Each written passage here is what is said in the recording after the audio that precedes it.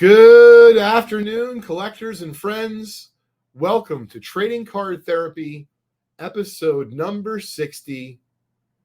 I'm your host, the Dr. Leighton Sheldon. Thank you so much for joining me today. We're going to get right into it. I have a few things I'd like to cover.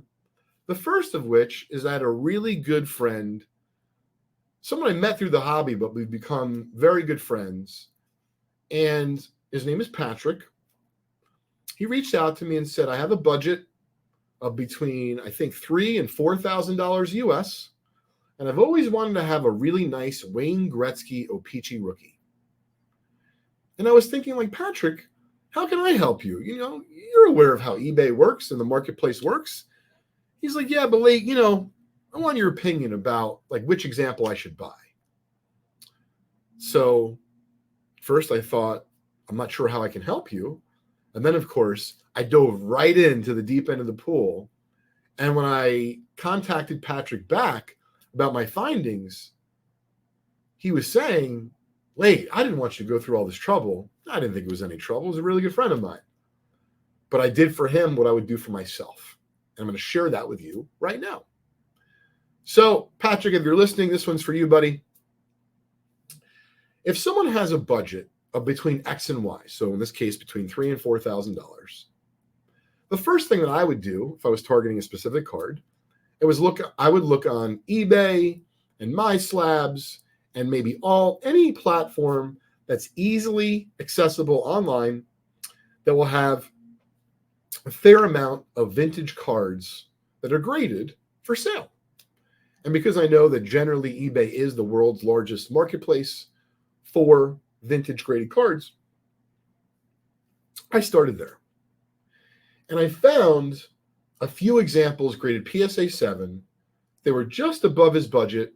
Like if you wanted a really well-centered example, it seemed to have run between $4,000 and $5,000. And if you didn't care about centering as much or there was a print flaw, you would get closer to that 4,000 mark, which is kind of like the high end of where he wanted to be as far as his budget. And upon looking at that, I realized that was just merely the starting point. Because if you have time and you can exhibit patience, like the great Guns N' Roses song, the next logical step is to see if you can find that card at auction, all the while at the same time reaching out to, let's just say, the top 2 possibilities that you found online through eBay, through MySlabs, whatever the case is, asking if they have any flexibility in the card. By the way, just a little tip from me. It's a hobby tip, but it's also something that I feel good about as far as communication. I feel like I'm a good communicator, and I've been on both sides of this before. So in other words, when you're asking someone if they can do better on the price, if you say to them just those words, hey, can you do any better on the price? There's a slightly nicer way to say it. Doesn't mean it's going to work any better. But what I found is being a little bit more direct sometimes can be really good and other times not so much. So I'd rather start off slow and simply by asking, well, do you have any additional flexibility on that card? It's a little bit nicer in tone. And I found it works just a little bit better for me when I'm dealing with online transactions, meaning I don't know the person, they don't know me necessarily, and it's all taking place effectively through messaging, meaning text or otherwise. And so what I told Patrick is I would reach out to the top couple examples that I was really into, that I liked. I would also concurrently now look at what is currently at auction. And if you have the time to be patient, chances are you're probably going to get the card at a little bit of a better price than you're going to if you buy it at fixed price. There's a number of reasons why that's the case. But in general, fixed price, buy it nows tend to be higher than things will sell for at auction. So knowing that, if you have the time on your side, I suggested to him to expand his search well beyond eBay auctions, well beyond a PWCC auction. Check out my buddy's website, auctionreport.com. It lists most of the non-eBay auctions going on at any one time in the sports card hobby. So now if you have a few feelers out on the Gretzky rookies that you're interested in on eBay, you're also paying attention to the ones coming up at auction. The extra step that I would add to this is reach out to your local dealer, local card shop, or if you have neither, wait till you go to a local convention and see what you find there. And what's going to happen is all of this information is going to empower you. It's going to allow you to feel comfortable that when you pounce and you ultimately buy that Wayne Gretzky or Peachy Rookie PSA 7 or your Grail card, you're going to feel really good that you've done your homework and you've got the best price possible within the time frame that you are willing to wait. Because let's be honest, sometimes collectors, yours truly included, we don't like to wait, especially for our prized card. Anyway, I went through all of this with Patrick and probably spent a little bit more time going in depth with him. And he's like, wow, Leighton, I didn't really want you to go through all this trouble. And it was really no trouble at all. In fact, as I shared with him when we were talking, I told him that I thought it would make a great future part of a trading card therapy episode. So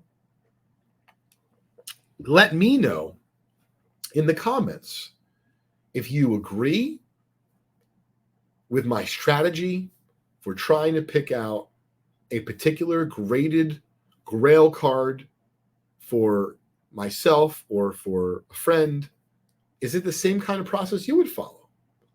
And if not, let me know what steps you think I'm missing, or if you would do something first or in a different order. I would love to hear from you. Next up, I wanted to cover, and you're going to see why I'm bringing it up, I wanted to cover team cards. And I've had folks say to me over the years, I guess we can kind of throw in like the leader cards in there as well.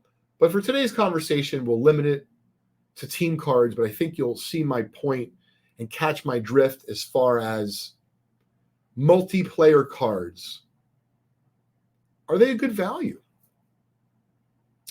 Because they tend to cost a lot less than what, for example, if you have a Mickey Mantle regular card from 1962 Topps versus a 1962 Topps Yankee team card that features Mantle, that features Maris. That card goes for a lot less than a 1962 Topps base Mickey Mantle card. And to me, it makes a lot of sense. Maybe to you out there, it makes a lot of sense also. But today's episode is going to maybe cover it in a way that maybe that doesn't make sense. So let me expand. When you're looking at a team card for at least 1962 Topps, clearly, it's a pretty small card, and the players are even smaller because they're fitting a whole entire team of a couple dozen players. So when you look at a card like that, you might not think, I'm not excited about the Mickey Mantles on here because you can't really see them. But then if you think about some of the 1962 Topps leader cards, I believe Mantle's on at least one of them. It's certainly on a 65 Topps leader card, I know. Point being is that you can see Mantle a little bit better on a leader card than you can a team card.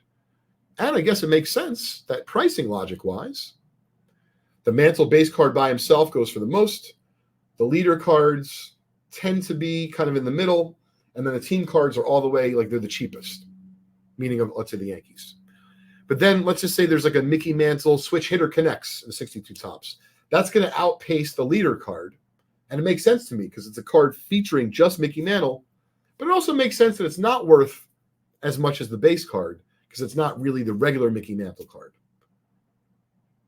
But maybe it's all wrong. And I'm going to talk about how I feel in a minute. But I want to hear from you, the collector. Do you feel that because a Mickey Mantle 62 Topps card, even in VG, is going to go for hundreds of dollars, that buying a VG Yankee team card for $5 is just a steal? Or team cards aren't really your thing from that era because you agree with me, you just can't really see the players that well. What about a leader card? Would that suffice for you? I'd love to know in the comments. And the reason why I'm bringing it up today is because we came across a collection recently that we purchased. I've left it in its original holder. So I don't know if this holder is from our hobby. I'm not sure because I've never seen it before. But it's a 6-shooter. More like a 6 screw down holder, but I'm going to call it a 6-shooter. And I didn't do a ton of research. I know for those that are out there, I'm not, a 19th century and 1800s vintage baseball card expert, but I know a fair amount about those cards in that time period. And I do know, for example, within the Kalamazoo bat set, one of my favorite of all time, there are some team cards. It's not necessarily known as a team set, but I believe that the 1913 T200 Fatima team card set might just be the first important team set ever produced in baseball cards. The reason I say that is there's not a single card in the set with a player by themselves. There's National American League teams. Topps made their Topps test issue with teams in 51. This predates it by 38 years. Like I said, there's going to be some team cards like the Red Stocking CDV from the 1800s that many consider to be the first baseball card. But I'm talking about the first baseball card set that featured team cards. And by the way, you can see 6 screws. Plastic, albeit, but nonetheless. Well, this one is of a very important team, the Cleveland Americans. And if we go a little bit closer, it features, yep, that's right, Shoeless Joe Jackson. Now, this example to me at first glance appears almost like it's X. It's got nice corners. But upon further and closer examination, you're going to see a crease running here. And I can see a little bit of light creasing throughout. My guess tells me this card is going to grade between a good and VG. SGC tends to be a little bit more lenient on vintage, so maybe it's an SGC 3, it's a PSA 2. Regardless, a fantastic card. And the reason why I bring it up today is because unlike the 1962 Topps Yankee team card, this card, you can clearly see Shoeless Joe Jackson. By the way, you can also clearly see Mr. Nap Lajoie. And if you look across, you're going to see some of the other players featured. And then, of course, on the bottom, I'm going to hold that close so you can read it. I think that features Ray Chapman and a couple other stars of the day. But, of course, the two biggest were Shoeless Joe and Nap Lajoie. And the reason why I want to talk about this today, because Shoeless Joe Jackson just doesn't have that many major league cards. And this card in recent years has certainly appreciated. I was surprised even when I looked on eBay what authentics are being listed for, or ones. So my question is, do you enjoy this particular team card more because you can see the players more clearly? Or is it really just about the player being on the card?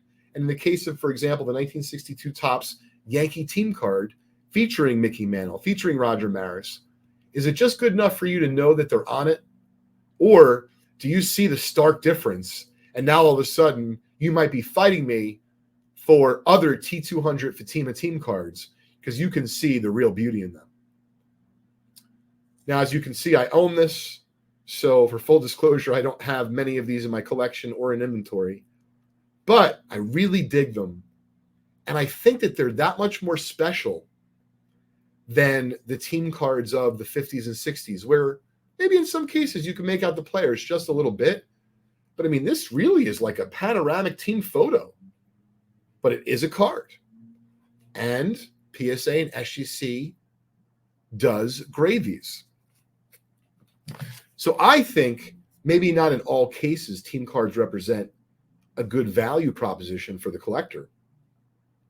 But I most certainly think that if you're looking for a Shoeless Joe Jackson card, the T200 Fatima Cleveland American card is a wonderful, budget-conscious example of a gorgeous piece of baseball history featuring none other than Shoeless Joe.